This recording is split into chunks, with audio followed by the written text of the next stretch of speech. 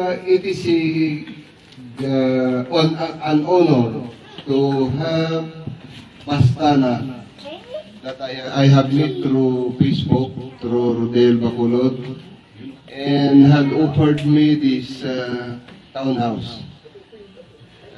Medyo nagandahan talaga ako sa kuan.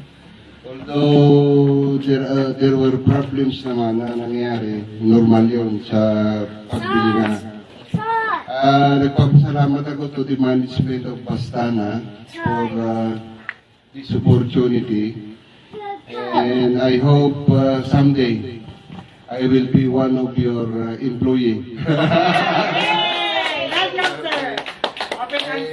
Taga Mindanao ang asawa ko, taga Sison Pangasinan naman ako, pero dito ako nag-aaral sa PCF ng Cordillera. So, gusto ko bumalik dito para naman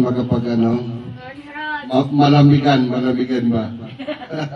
Saka ito, inaalay ko naman sa misis ko. Thank you very much, Pastana. Thank you very much. Thank you, sir.